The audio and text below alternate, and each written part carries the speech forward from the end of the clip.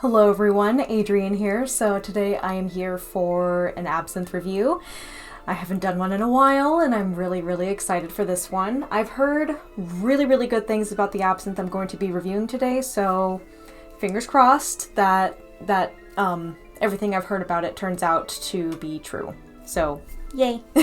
So I wanted to give a couple of shout outs before we begin today. So first I want to shout out my dear friend Ashley Morgan. She made a really amazing first impression review and 3 looks style of video with my new Absinthe Emerald Seduction eyeshadow collection, which I am wearing on my eyes today. Today I did a look that is similar to the second look that she created in her video, so if you kind of want to get an idea of how I created this look, feel free to check out her video. She has 3 different looks that she created, like I said, using my eyeshadow collection. She did an amazing job. I really commend her for it, and thank you so much for the kind words that she made about my eyeshadow collection. I'm very proud of it, and I'm thrilled that she likes it. So please go check out her video, subscribe to her channel, and you will not be disappointed. She is really amazing. And then the second shout out I wanted to give, well, second and third, I should say. So first, big thank you to my mother-in-law. She watches my videos pretty religiously, so hi, love you. So the reason why I'm shouting her out is because I'm wearing a necklace and earring set that she got for me as a gift shortly before my husband and I got married. So this necklace and earring set that I'm wearing is by this creator called Chrysalis Alice, which turned out to be perfect for the absinthe I'm going to be reviewing today, because I'll be reviewing butterfly absinthe today. So Chrysalis, butterfly, it just was really serendipitous, let's be honest. So, necklace and earring set is absolutely stunning. They do a lot of handmade kind of silver and gemstone jewelry. There are some pearls in here, some Swarovski crystals. It's gorgeous. It feels very light and feathery on the skin. It's really lovely. And the earrings, same. They're really light and easy to wear. So thank you to my mother-in-law for getting this for me, and please don't forget to check out Chrysalis Alice. I will have her website linked down below. She was also super sweet to my husband and I. So this was purchased during the Coupeville Arts and Crafts Festival, I think back in August. So that's where this came from, and that's how I know that the lady who makes these is super sweet. Anyway, let's get on to today's review. I'm super excited about it. So here is the sample of butterfly absinthe that I have here. Super exciting. This was again sent to me by my friend John North in the absinthe community. He is super sweet, super generous, and I am incredibly thankful and thrilled that I have so much support from him and others in the absinthe community, so thank you so much. So let's read a little bit about butterfly absinthe, shall we? Butterfly is the first pre-ban absinthe of American origin to return to the USA. It was originally made in Boston circa 1902 at the Dempsey Distillery on Merrimack Street.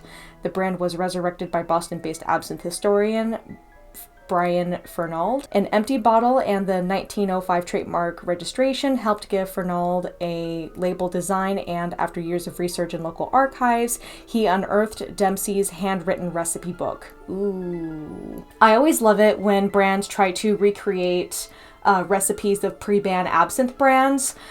Pre-ban absinthe brands. Try saying that 5 times fast. Jesus Christ. So I'm really excited that there was so much love and attention and historical accuracy and desire for such that went into this brand of absinthe. That's pretty exciting. I'm always excited about recreations of pre-ban recipes. They are amazing. Butterfly remains true to both recipe and methods employed by the original distiller. Only the finest botanicals are used in this handcrafted absinthe, recreating an absinthe last enjoyed in the days of pre-Prohibition America. Butterfly absinthe is made only from the highest quality ingredients, many of which are grown on farms a short distance from the distillery in Cuvée, Switzerland. So And they actually are pretty transparent about the ingredients here, which is awesome. Sometimes it's fun to guess, but other times it's kind of nice to know what's in it. So ground wormwood, fennel, peppermint, petite wormwood, lemon balm. I love lemon balm. Star anise. This is where I get just a little bit apprehensive because anytime there is star anise in a recipe, I just get a little bit skeptical. Star anise is really, really strong and tends to have a very numbing effect on the tongue that can be mistaken for the wormwood doing its thing. So that just makes me slightly nervous. Green anise, hyssop, and licorice. I haven't seen licorice in an absinthe recipe before. That's a little weird.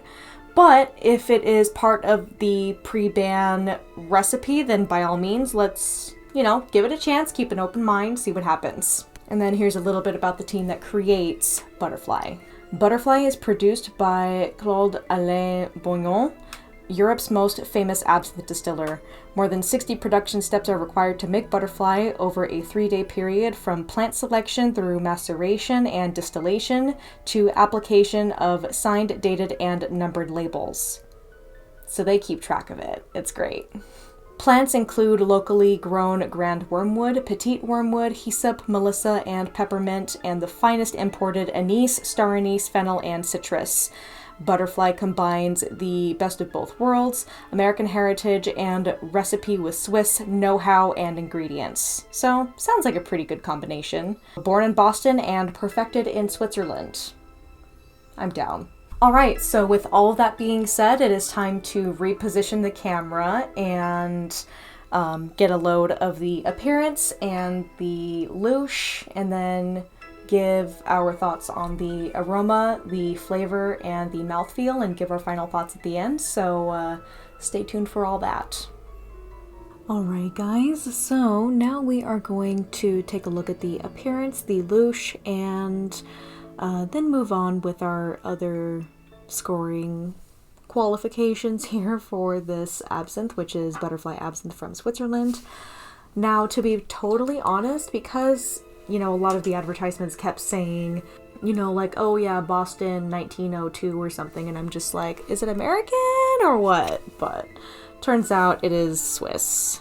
That's totally fine because Swiss is the birthplace of absinthe. Ooh, that's a really pretty color. Wow. Guys, do you see this? This is beautiful. Wow. That is so pretty. It's like a golden olive color, and I can smell it already. It smells amazing. Whew, I'm so excited about this.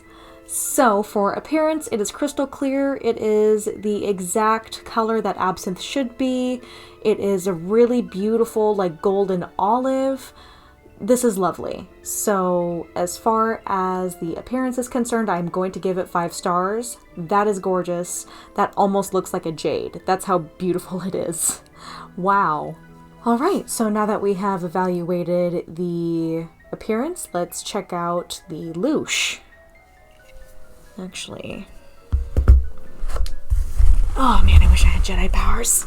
Alright guys, now comes the point where we add water and check out the louche. So, let's see how this goes.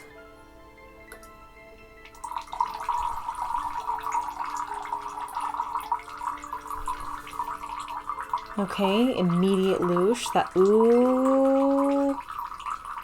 Oh, that is gorgeous. Wow. Oh, that smells absolutely heavenly.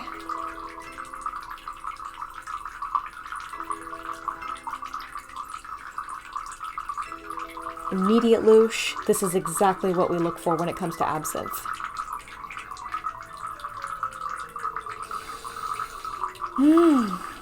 Ooh, I can really get a load of those citrus flavors coming out. That is lovely. Wow. That is just multi-dimensional. It's gorgeous. My goodness.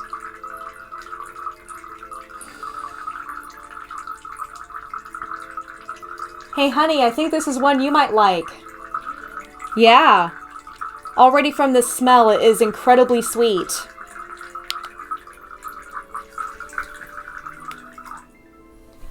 All right. So that is the louche for Butterfly Absinthe. I'm going to go ahead and just give it my rare 5 stars. Started clouding up right away. It's beautiful, really thick and opalescent, really multi-dimensional. You can see tones of like gold and green and a little bit of reflex of white. Wow, guys, I'm pretty impressed by this, but of course I will withhold judgment until I have my final tasting there and get to evaluate everything else. But so far, I'm very impressed.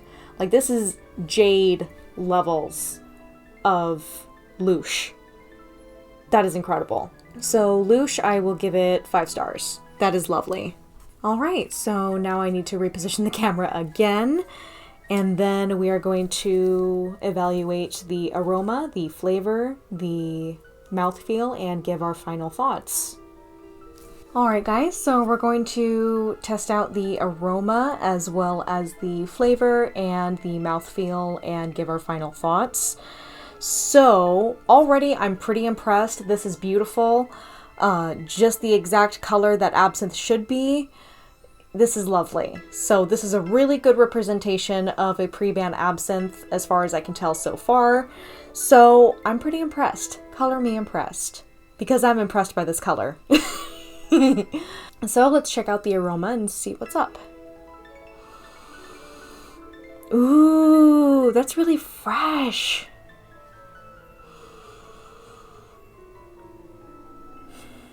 That is really sweet and fresh, and it's really giving me that fresh winter air quality that I like from some of my favorite absinthes. This is like if La Clandestine turned green. Like, I know that Angelique was supposed to be the green sister of La Clandestine, but this reminds me so much of La Clandestine, but it has a little bit of a bite to it as far as I can smell. I'm getting pretty forward on the anise, which is a good thing, but it's also super sweet. So I think beginners who are a little bit more partial to anise or like licorice flavors might be partial to this, so that's good. But again, I'll reserve that until my final evaluation for like taste and everything else. But yeah, it's just really sweet, really fresh, has a little hint of like citrusy flavors. It's really nice. So I'm pretty impressed by this. I will give it 4 stars for the aroma because it's pretty damn good. I'm not going to say it's perfect, but it's pretty damn good. I also don't know how much of that sweetness that I'm detecting is the star anise or if it's the green anise. So that's kind of a little bit of a challenge and something I was anticipating a little bit of, you know, an issue with when I saw that star anise was on the table for the ingredients. So yeah, 4 stars for aroma. This is really nice. Like, it's almost a little bit piney. That's, you know, it's really lovely. All right, so let's check out the flavor. And as always, santé, and please drink responsibly.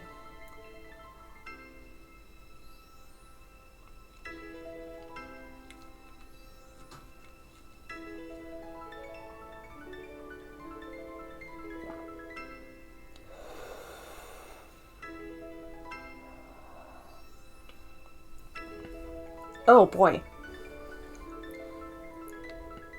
So it's really forward on the anise, which isn't necessarily a bad thing, but I think that putting the green anise and the star anise together was a little bit of a mistake with this formula. Now, I'm not going to sit here and tell, you know, one of the leading absinthe producers that this absinthe is bad or that they shouldn't do this or shouldn't do that. Definitely not going to say that at all, but I'm just saying that it seems like the green anise and the star anise together really makes that anise flavor a little bit overpowering. That being said, It is very naturally sweet on its own. I definitely would not recommend adding sugar to this. Yes, even for a beginner, I would not recommend it. And it has a really nice, like, piney, like, pine tree-like freshness that I really like, but I will say that the anise is a little overpowering. Yeah, it's even so overpowering that the tingling on the tongue, and again, this is what I was worried about, the tingling I'm feeling on the tongue here, I'm not sure if this is the wormwood that's giving that tingle or if it's the star anise. I really cannot tell. And it feels a little bit more intense than it would if it were just the wormwood in here. So I'm guessing the extra tingling in here is from the star anise. That is definitely really overpowering. And mind you, I'm someone that likes anise. I like the flavors of star anise. I like the flavors of green anise. I do like black licorice candy. So for someone who is a bit more of a beginner that doesn't have as much of an aversion to the flavors of anise, they're not going to be put off by this. But if you're a beginner that is a little bit put off by star anise or green anise or just anise flavors in general, I think this is going to put someone off if they're a beginner. And just to prove it, I'm going to bring my husband in here. He does not like black licorice. And we're going to see if he thinks that the anise is too overpowering for this. Hey, honey. You're the best.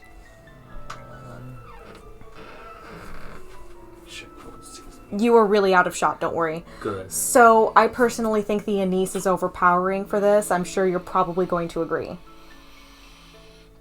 Well, I can definitely smell that black licorice smell. That's because of the star anise. I told you I was worried about this. Well, I definitely can taste it's a bit sweet. And there's no sugar in that, for the record. No, yeah, I figured there wasn't. To be honest, it goes down real smooth. Okay. My tongue is not getting that overwhelming, like, bah, sometimes I get when I take a sip of absinthe. Mm-hmm. Again, guys, mind you, my husband is not a fan of black licorice.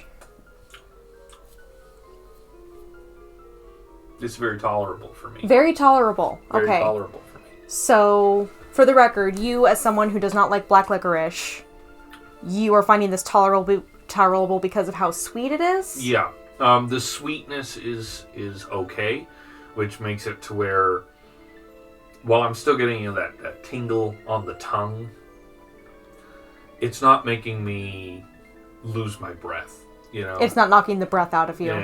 Yeah, like some alcohol does, and even some absinthe. So, I could see myself drinking that if that was, you know, offered. The thing that was to be drunk. Okay. Yeah, I would likely ask for something different if other things were an option. But if they're like, no, you only have the choice of absinthe, then I'd be like, okay, well, I guess I'll drink this. Okay. Thank you very much for your input, love. I appreciate it. You're welcome. I gotta get back to my games. No problem. So, Kenny, who does not like anise flavored stuff or licorice flavored stuff, likes this because of how sweet it is. So, that being said, I will definitely give it 4 stars for flavor, because it has a lot of really good things going for it. It tastes like a traditional absinthe. It's just that the star anise in here is just a little bit overpowering, but it's definitely not bad. I would drink this recreationally, and if I were to give this to a beginner, I would definitely not give them any sugar with it, because damn, it is really sweet on its own. Even from Mr. Sweet Tooth over here, it's really sweet on its own. So, yeah, I'm gonna give it... I'm kind of debating on whether to give it 4.5 or 4 stars. I'm just gonna be fair and say 4 stars here. It is, like I said, it has a lot of things going for it. It's really fresh and piney and really lovely and really naturally sweet on its own. But I think that the star anise is just overwhelming it just a little bit. So I'm going to give it 4 stars for flavor. Let's kind of use these last few sips that we have to evaluate the mouthfeel. It has a really silky, smooth mouthfeel, and it goes down very, very smoothly, like Kenny says. I will have to look up the alcohol content for this because I'm not entirely sure what the alcohol content is of this, but yeah, it has a really smooth mouthfeel, and I will say it's a little bit too numbing on the tongue. And again, I'm going to associate that with the presence of both types of wormwood in there, as well as the star anise, because star anise does tend to have that numbing feeling on the tongue, whereas green anise, not so much. Definitely very pepperminty and really fresh, and has that really nice touch of citrus in there. And you definitely get a little bit more of the citrusy flavor in the mouthfeel, not so much in the primary flavor, because the primary flavor that I'm getting when you first take a sip is definitely the anise. But not necessarily a bad thing, and you know, traditional absinthes were definitely forward on the anise, so I'm definitely not going to complain about that at all. I'm just a little bit wary about the use of star anise for this recipe. That's all. So yeah, very freshly botanical. Mouthfeel is really nice. I'm going to give it 4.5 stars for mouthfeel. Alright guys, so I'm going to give my final thoughts on Butterfly. My camera unfortunately did get a little bit overheated right as I was just about to give my closing, which is great. I just love that for me. Lovely. But I did have a chance to look up the alcohol content of Butterfly just to get an idea of what it was, because I unfortunately couldn't really find that information when I was doing my research. I usually do try to figure out what the alcohol content is just so I can get an idea and to see if, you know, it would be soft enough for beginners. So, that being said, I was able to determine that the alcohol content was 65%. On its own without water being added, so just keep that in mind. So it is a little bit on the strong side, not the strongest of course, but might be just a little bit strong for a beginner. Just wanted to make you guys aware of that. So my final thoughts on Butterfly. So for appearance, we're going to give it 5 stars because wow, its initial appearance is absolutely gorgeous. Love that. You know, really beautiful, deep, golden olive color, just the way that absinthe should be. So it almost looked like a jade. That's how beautiful it was. As for the louche, I'm going to give it 5 stars because, again, wow, thick opalescent louche, still having and retaining that beautiful color. Really nice. Really can't complain about that. The aroma, I will definitely give 4 stars. It had everything traditionally correct. It just smelled a little bit heavy on the anise due to the presence of star anise in the formula, so I can't really blame it for being anise forward, but still traditional. Great. Flavor, 4 stars. I will say that the star anise in the formula was definitely just a little bit overwhelming. Not that it's bad to have an absinthe that is anise forward, I'm just saying that as far as the star anise working in combination with the green anise as well as the wormwood, it just created a little bit too much of a numbing feeling on my tongue, but that's just me, that's just my opinion. Again, I heard a lot of really good things about this absinthe, so just letting you guys know how I feel about that. Again, there was a reason why I was suspicious about the presence of star anise in the first place. It's almost like the equivalent, like this is what I tell people, it's almost like the equivalent of putting frog's breath in the soup that you're making for your tyrannical, you know, caretaker. That's the best way that I can think of it. You know, it's like the frog's breath of the world of absinthe. Figure, you know, oh yeah, Goth girl making a reference to Nightmare Before Christmas, of course she is. Yeah, got a problem with that? Fight me. And then for mouthfeel, I will give it 4.5 stars because while it was incredibly smooth and went down very, very easily, I will say that again, it was a little bit too numbing, but it still had other really wonderful things going for it. So that is my overall review. Overall, very, very, very good absinthe. Outstanding, you know, the quality speaks for itself. You guys saw how it just clouded up right away. That's what we want. That's a sign of a really good quality absinthe. So I would definitely recommend it for beginners that are not too adverse to the taste of black licorice or anything related to anise. But if you are really off-put by black licorice or anise, then I probably wouldn't recommend this one. That being said, I would not recommend that anyone drink this with sugar. It is plenty sweet on its own. So, unless you have like a ridiculous sweet tooth that's even more than my husband's, I wouldn't recommend sugar. So guys, thank you so much for watching, and subscribe to my channel if you haven't already, and make sure you hit that bell for notifications. Now I'm off to film a corresponding TikTok of this absinthe. And thank you so much to my patrons for your support every single month. I really, really, really, really, really appreciate it. You guys are amazing. Thank you. Really, seriously, thank you. And to everyone else, you're amazing. I love you, and I will see you guys in my next video. Bye!